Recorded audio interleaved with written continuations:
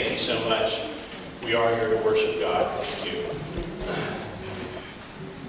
As you know, our pastor has two churches, and so we try to turn a lemon into lemonade, and that means every other week we have someone else that speaks to us when our pastor is not available.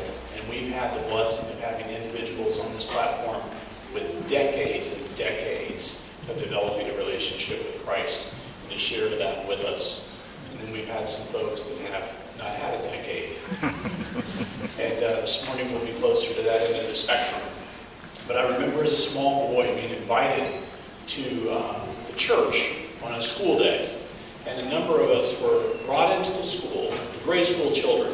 And the pastor spoke to us and he said, "You are the future of this church, and we want to involve you in this church." And we were very excited. And that's the last that occurred. And then things continued on. And I'm so thankful for this church, irrespective of our age, from 9 to 90, all of us need God. And we recognize that, and we all can share that with one another. And so with that, this morning, I'll introduce Preston. And Preston, if you would please share with us what you've studied. Thank you.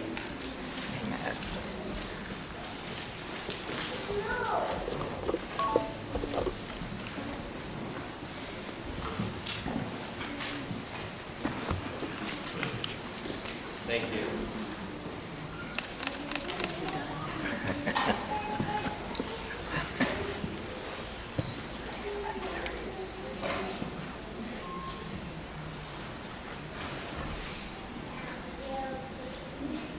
Good morning. Good morning. Happy Sabbath. Today's topic is why, what, and how. Why does God love us? What can He do through us to share that love with others? And how do we do that? So let's start with why does God love us? That's a question many of us have considered, but haven't really come up with an answer for. Well, the fact is, that question is unanswerable. As we get to know more, the reason for why we should love Him will become more apparent. But that doesn't answer why He loves us. This past winter, on spring break, I went to Cloud9, which is a indoor trampoline park with trampolines all over the place. It's a blast. And I did something that I wouldn't encourage you to do, and I broke my ankle.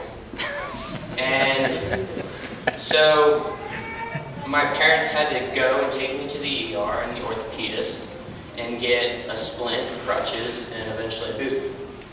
So they paid money for me to get my ankle replaced, but I didn't do anything in return for them.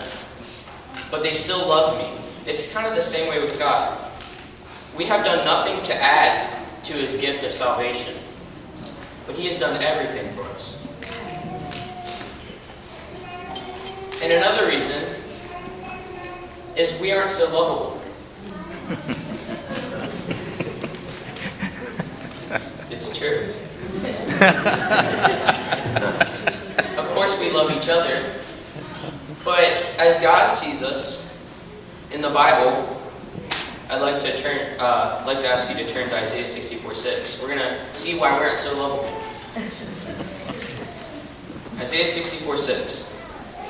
But we are